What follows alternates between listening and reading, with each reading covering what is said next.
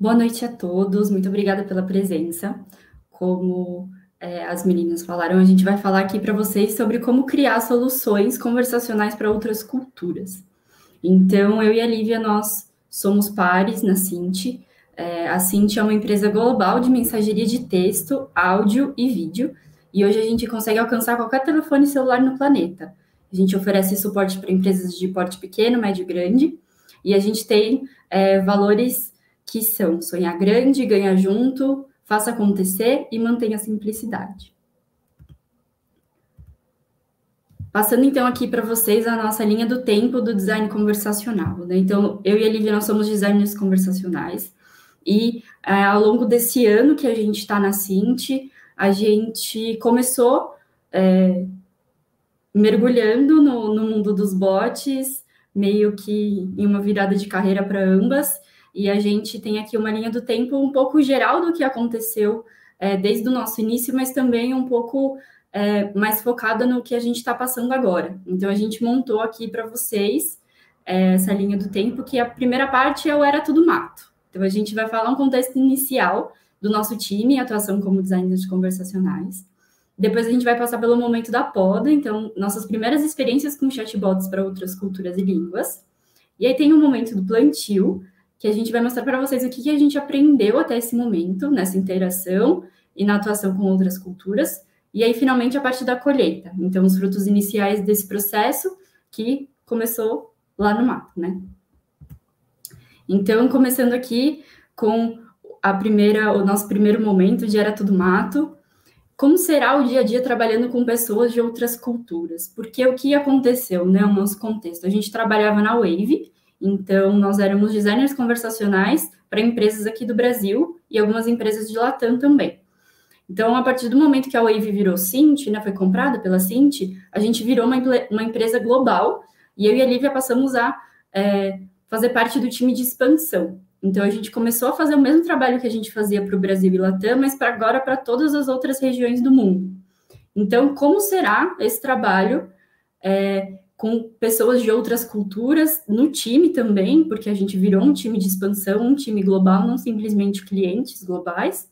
E será que a gente vai precisar mudar a nossa forma de trabalhar? Então, essas eram algumas de nossas dúvidas. E aí a gente começou muita coisa do zero ou quase do zero. Então, novos processos.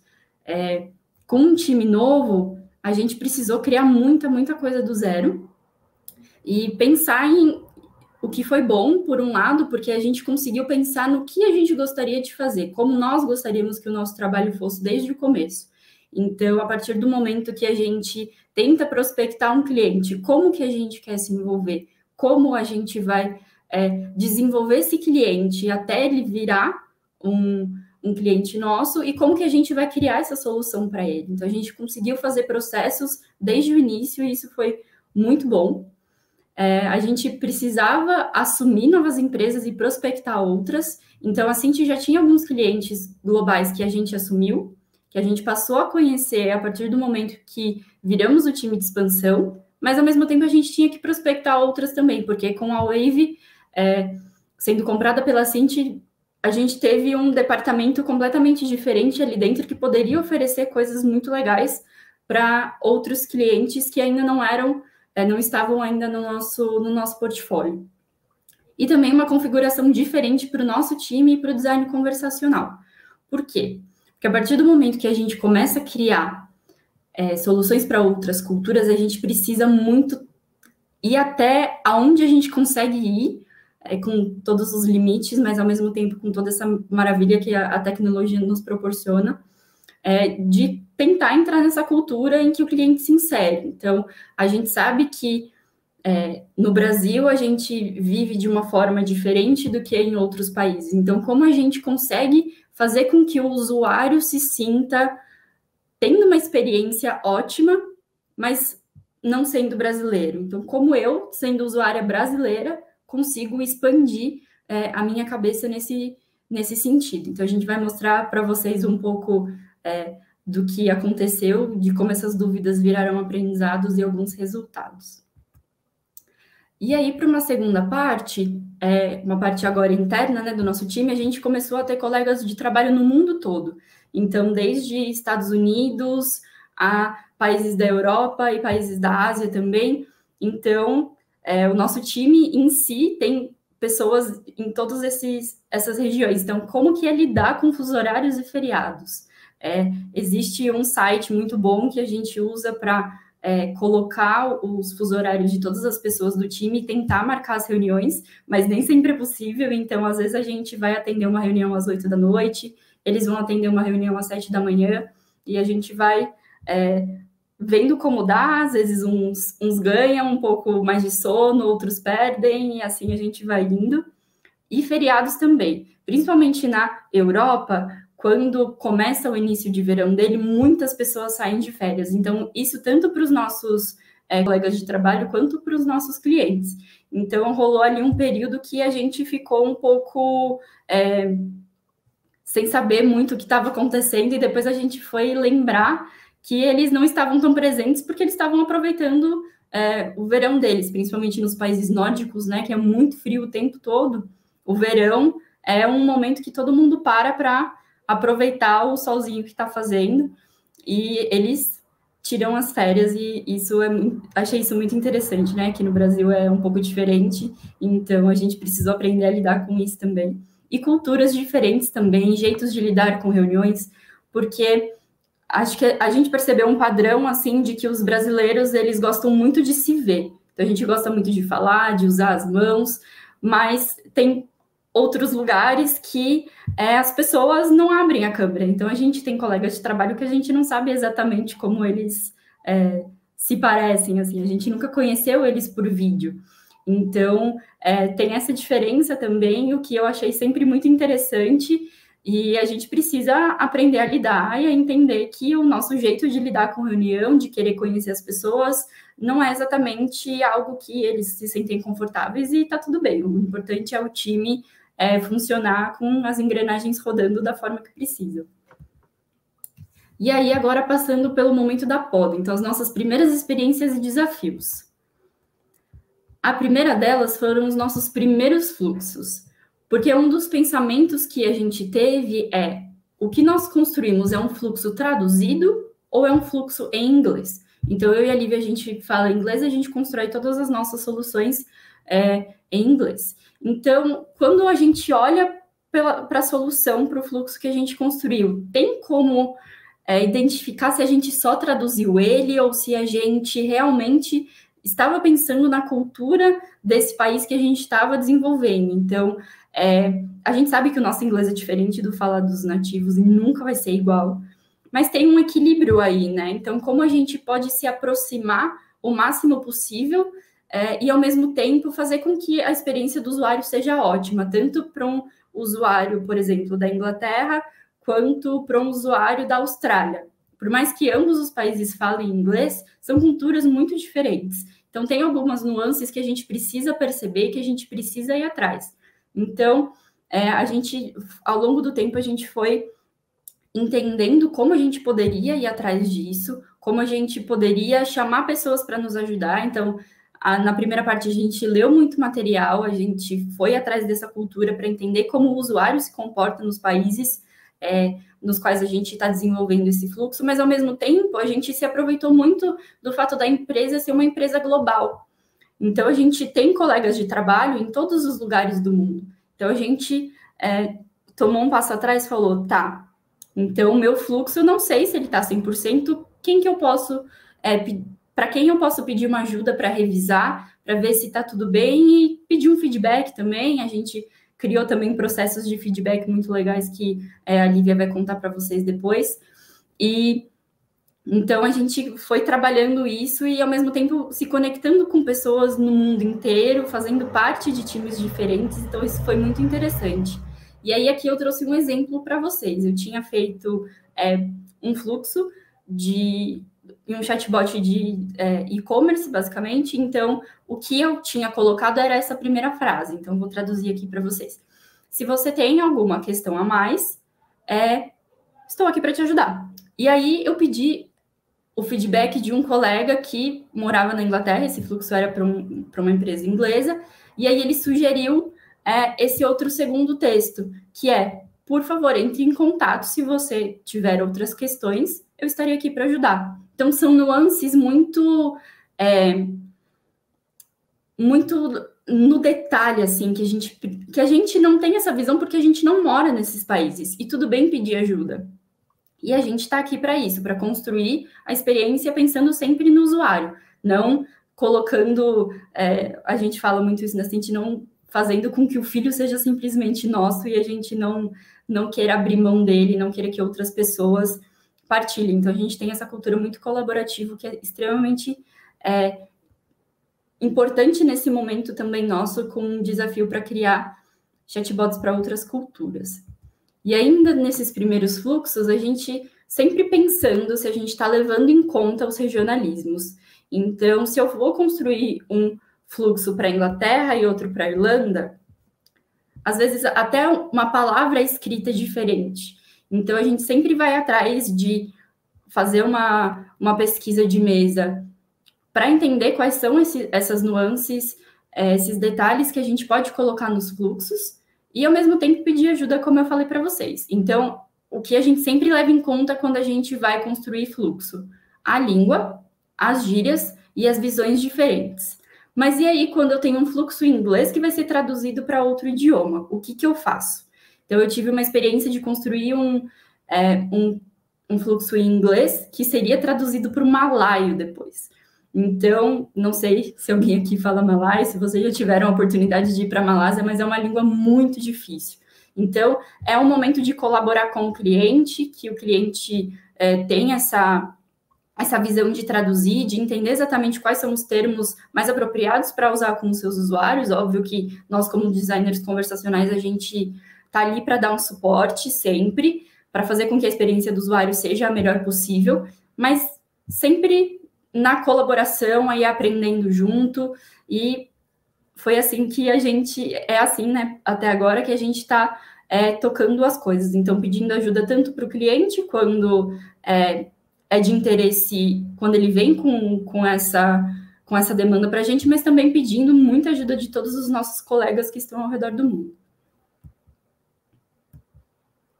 E aí, esses novos clientes, né?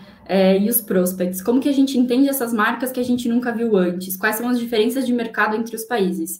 E aqui, gente, é a pesquisa de mesa, muita pesquisa de mesa. Então, a partir do momento que o prospect chega, a gente já vai atrás da pesquisa, fala com o cliente em si, fala com todos os nossos outros colegas que estão alocados nesses países que o cliente está, para tentar ir mais a fundo o quanto a gente conseguir para entregar uma experiência muito próxima do que eles gostariam que fosse e do que a gente acredita que é a melhor. Boa, Mari. Depois de tudo isso que a Mari compartilhou, então, né, a gente entra nesse momento, depois de ter entendido o terreno, a gente assimilou aquele mato todo, a gente deu uma cortada ali na parada na grama. É o momento, então, do nosso plantio, que é início, assim, de plantação das primeiras sementes, para depois ter o momento de colher os nossos resultados, né? Então, partindo da nossa pergunta inicial, né, que se a nossa segunda língua é suficiente para criar soluções para outras culturas, a gente entende que nesse momento, no nosso caso específico, não é, exatamente por a gente não ter essa vivência internacional tão grande e ainda não usar o inglês tão profundamente, né? Agora a gente tem usado mais, mas ter essa intermediação de pessoas nativas para ajudar com a construção de fluxos e com o design conversacional, a gente tem visto que é muito importante no processo, para ajudar, então, com regionalismos, né, gírias locais, uso de NLP, intenções. Tem até um caso interessante que aconteceu nas últimas semanas. Eu estou atuando num projeto por uma empresa americana de telefonia, e a gente fez o lançamento do bot, que é um bot para SMS, faz 2 semanas, e a gente tem recebido, o cliente ficou preocupado, porque a gente está recebendo muita mensagem, como eles, na língua deles, na forma deles falarem, mensagens vulgares, né? Então, muito xingamento, que já é de praxe, assim, a gente tem que estar preparado para os xingamentos, infelizmente, e a gente estava preparado já com uma mensagem para lançar ali, se a gente recebesse esse tipo de interação. Só que a nossa biblioteca ali de intents, né, as impressões que a gente tinha mapeado não estavam sendo suficientes para criatividade dos americanos de xingar, né, em inglês. E aí, então, foi engraçado que o próprio account manager, né, o dono da conta, parou tudo e ele mesmo foi adicionando ali as expressões de mais xingamentos ali para ter ali no bot, para a gente estar preparado. Mas nesse processo, assim, também trabalhando para outras culturas, a gente percebe que é muito importante estar aberto para críticas e sugestões, né? Então, a gente tem ali nosso apego ao que a gente está criando, mas é legal ter essa colaboração aí com os nativos também nesse sentido. E também a forma como eles transmitem feedback, que a gente sabe que brasileiro acaba sendo um povo mais caloroso, né? Então, a gente nem sempre vai receber um feedback ali jeitosinho, né? Então, é importante estar aberto para isso. E nesse processo também a gente tem feito um registro da voz e do tom da solução, que eu acho que isso é uma prática não só para criar bots para culturas diferentes, mas para todas as línguas e culturas, né, aqui no Brasil. Exatamente para a gente poder mapear, assim, como que cada empresa, como que cada região está se comunicando no bot. E um exemplo que eu trago é que também nessa mesma projeto que a gente está atuando com essa empresa de telefonia, uma exigência que eles trazem é usar o verbo selecionar, ao invés de usar, por exemplo, clicar ou digitar, né? Então, é legal ter esse registro também. E aí, um outro ponto que a gente também se questiona é como, então, diminuir a distância, né, desse momento de construir soluções para outras culturas. E como a Mari já mencionou, com muita pesquisa. Então, pesquisar ali a empresa que você está atuando, saber que canais que ela atua, como que ela se comunica com o usuário final dela e como que o usuário também se comunica, né? Até para a gente estar percebendo ali nuances da comunicação, fazer uma análise de concorrentes, para a gente também que nem sempre conhece, né, chatbots do exterior, é legal ter esse mapeamento também para saber como que o concorrente da nossa cliente está se comunicando e fazer entrevistas, então marcar conversas com os responsáveis ali pelo projeto, pelo cliente, para a gente também ter esse contato sempre muito próximo com essa empresa parceira que a gente está trabalhando, né? E conversa com os usuários da marca, com certeza, é algo que a gente está tentando fazer, ainda não estamos 100% nisso, mas é essencial, né, primordial aí para o nosso trabalho. E aí, a gente chega, então, na nossa colheita, os nossos resultados finais, que não são necessariamente finais, porque, como a Mari comentou, a gente está atuando nesse time novo há alguns meses, então a gente entende que ainda tem muita coisa para a gente aprender e colher, mas alguns dos resultados iniciais que a gente teve, que a gente consegue trazer aqui para vocês, contratação de novos designers conversacionais, né, para poder ajudar nesse processo. Então, o nosso trabalho como designer de conversa, ele não é simplesmente o textinho ali, né, criar o textinho para colocar no bot. Acho que todo mundo que está aqui entende isso muito bem, né? A gente precisa saber o que falar ali no bot e como falar também, né? Então, a gente entende que ter designers conversacionais nativos vão ajudar muito nesse processo. Um segundo resultado bom é empresas potenciais parceiras em contato, né? Então, conforme a gente vai criando novas soluções, isso vai chegando aos ouvidos de outros, então, mais empresas aí para trabalhar com a gente. E um terceiro são dois também resultados que eu queria trazer, que independente de para onde você está criando uma solução, que idioma a pessoa fala, o que ela come no almoço, a gente tem que estar preparado para estar preparadas para o comportamento do usuário, né? Então, a gente sabe que ele pode ser inesperado, então eu queria trazer dois exemplos aqui, que um nesse chatbot que a gente fez para SMS, depois de uma mensagem inicial que a gente manda, né, se apresentando o bot, o que vai ter ali no bot, a gente deixa, assim que a pessoa manda um stop ali para sair da inscrição do bot, a gente manda uma mensagem de volta confirmando que ela não está mais inscrita, né, a gente fala, sinto muito que você já está saindo, mas a última mensagem, né, nessa mesma caixinha se você precisar de alguma ajuda, ligue para a gente no 0800 da empresa, né? E aí o que estava acontecendo, que a gente não mapeou, é que as pessoas estavam digitando 0800 ali, né, o número da empresa do próprio chatbot. Então, é algo que a gente não tinha se preparado, e para tentar resolver isso, a gente não tirou essa mensagem, né? A gente só substituiu para deixar as portas abertas, caso a pessoa queira voltar. A gente, ao invés de falar, tipo, ligue para a gente diz algo como, sei lá, mande um start para voltar a interagir, ou mande um menu para voltar a interagir ali com o bot. E uma outra situação que aconteceu também, que quebrou a gente ali, que a gente tenha tentado reverter a situação, é que, como é bot para SMS, a gente está mandando um vídeo ali para o usuário, um vídeo explicativo, e como é SMS, MMS, o vídeo demora um pouquinho para subir, para chegar no cliente. Às vezes leva 1 minuto para ele receber. E aí, então, a gente tem mandado essa mensagem para avisar, né, que o vídeo está chegando. E as pessoas estão respondendo um ok, dando um positivo ali de que, tipo, beleza, estou aguardando. E era o que a gente também não estava esperando. Mas, enfim, são coisas que fazem parte do nosso trabalho, que a gente precisa também saber o que fazer a partir deles, né? Por isso que é importante também ter esse acompanhamento. E um outro resultado que para a gente tem sido, assim, muito bom, e dá até orgulho de falar, é que a gente, a partir desse período de experiência, nesse time novo, né, configuração nova, experiências novas também com clientes diferentes, a partir dessas necessidades, a gente está criando, né, um processo de design conversacional lá para a empresa, que ele é baseado no duplo diamante, né, então, do UX Design. Então, a gente está desenhando aí um processo que vai desde a pesquisa de mesa inicial até ali a parte de, depois da entrega do projeto, né? Então, acompanhamento, documentação, exatamente pensando nesse tipo de experiência que a gente está tendo ali com esses clientes estrangeiros, né? Então, o objetivo é que seja um guia para os designers de conversa e para os novos entrantes na empresa, né? E realmente algo para guiar, não algo que atrapalhe aí o nosso processo. Então, no duplo diamante, não sei se dá para ver, a gente marca ali em cada etapa o que a gente está fazendo, né?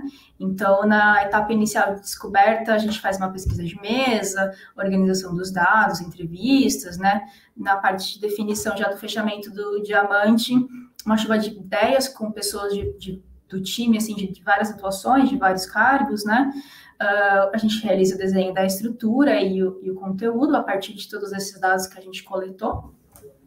E aí, num outro momento de abertura, de novo, do nosso diamante, a gente está começando agora a fazer sessões de design critique. Então, a gente apresenta ali outros designers, né, vão apresentando ali o que eles estão fazendo, algo em processo, e a gente se reúne com pessoas também de áreas diferentes para poder dar feedback em cima disso. Agora, a gente começou uns testes com colegas brasileiros, né, em Latam, mas a ideia é também levar isso para Cinti Global como um todo. A gente também faz, testes internos e testes com o cliente no momento de desenvolvimento, e depois da entrega do bot, né, no fechamento, uma retrospectiva também em conjunto, documentação e, novamente, o quadro de voz e tom da marca ali, né? Isso tudo pensando que nós, como designers conversacionais, né, a gente não fica ali restrito ao texto e ao desenho do chatbot, né? A gente está envolvido em todo esse processo. Isso não muda se é um bot para brasileiro, estrangeiro, né? A gente sempre vai estar acompanhando todo o processo como um todo. Então, para concluir, acho que o nosso tempo está acabando, a gente saiu desse momento de mato, de muita incerteza, né? De muitas dúvidas, muitas mudanças acontecendo, para o momento de aprendizados, e a gente ainda está nesse processo, né, de ir aprendendo um pouco mais com essas experiências. Então, tudo bem ter essas dúvidas e incertezas ao trabalhar com outras culturas, né? É importante pedir ajuda, principalmente se você não é uma pessoa nativa, não está morando ali naquela cultura. É legal saber como que as pessoas se comportam por meio dessas ajudas. Pesquisa e colaboração sempre, né? Então, tudo bem pedir ajuda também, colaborar, né? A gente acaba aprendendo muito, o processo fica muito rico, né? E os processos também para começar um time novo, com pessoas que a gente não conhece, não entender muito bem, às vezes, o nosso trabalho, os processos acabam ajudando muito a gente a crescer. Então, é isso, a gente colocou aqui as referências que a gente usou para fazer a pesquisa. E só para fechar, então, queria agradecer muito o tempo de vocês e a atenção, depois a gente vai poder conversar mais, né? A Cinti está com vagas, muitas vagas, para Brasil e fora de Brasil, então se alguém tiver interesse, pode entrar aí nas redes sociais e dar uma olhadinha. E é isso, gente. A gente tem aqui os nossos contatos e redes sociais, se alguém tiver interesse, quiser bater um papo depois, estamos super abertas para isso.